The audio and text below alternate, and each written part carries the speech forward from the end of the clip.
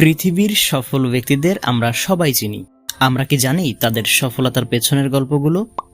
হ্যাঁ, আজকের ভিডিওতে আমরা আলোচনা করব ব্যর্থতার বিশাল পাহাড় পেরিয়ে কিভাবে সফলতার জন্য ঘুরে দাঁড়িয়েছে এমন দুজন সফল ব্যক্তির ব্যর্থতার কাহিনী।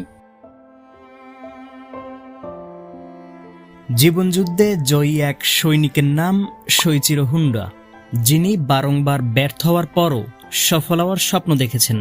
ছোটবেলা থেকে কলকব্জা নিয়ে কাজ করতে ভালোবাসতেন তিনি। মাত্র 15 বছর বয়সে বাড়ি থেকে বের হয়ে যান, অথচ তার কোনো শিক্ষাগত যোগ্যতা ছিল না। চলে যান রাজধানী শহর টোকিওতে এবং কাজ নেন একটি গ্যারেজে। কলকব্জা পরিষ্কার ও মালিকের বাচ্চাদের দেখাশোনা করতেন তিনি। ইচ্ছে ছিল টয়োটা কোম্পানিতে ইঞ্জিনিয়ার হিসেবে যোগদান করবে, কিন্তু সাক্ষাৎকারের পর চাকরিটা আর কপালে জোটেনি। তাই বলে তিনি থেমে যাননি, নিজ ঘরে বসেই বানাতে শুরু করেন স্কুটার। চেষ্টার ত্রুটি না করে রাতের পর রাত নিরলস পরিশ্রম করে যান এবং 1946 সালে তৈরি করেন মোটরচালিত মোটরসাইকেল এবং 1948 সালে প্রতিষ্ঠা করেন হোন্ডা মোটর কোম্পানি।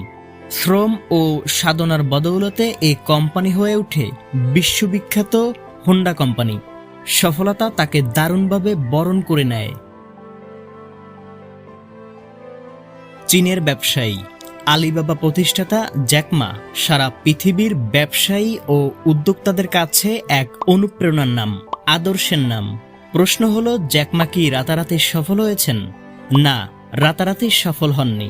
তার সফলতার পেছনে রয়েছে ব্যর্থতার করুণ কাহিনী। তিনি বারবার ব্যর্থতায় পর্যবেসিত হয়েছেন, কিন্তু কখনো ভেঙে পড়েননি। সফলতার অদম্য ইচ্ছে নিয়ে হেঁটে গিয়েছেন দুর্গম পথে। চীনের জাতীয় কলেজে ভর্তির জন্য উত্তীর্ণ হতে সময় লেগেছে 3 বছর। যেখানে বছরে মাত্র একবার সুযোগ দেওয়া হয়, সেখানে জ্যাক মার লেগেছে তৃতীয় চান্স।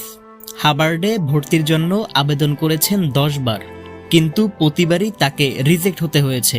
হোঁচট খেতে হয়েছে চাকরির বাজারেও। ছোট বড় প্রায় 30টি কোম্পানিতে আবেদন করেও কোনো সুফল আসেনি। বরাবরের মতো রিজেক্ট হতে হয়েছে। পুলিশের চাকরিতে আবেদন করেও ব্যর্থ হয়েছেন। এমনকি তার শহরে কেএফসি চালু হলে সেখানেও আবেদন করে ব্যর্থ হয়েছেন। আলিবাবার সফলতার আগে আরও 2টো উদ্যোগে খুব খারাপভাবে ব্যর্থ হন, তবুও তিনি হাল ছাড়েননি। সফলতার স্বপ্ন দেখেছেন দিনের পর দিন।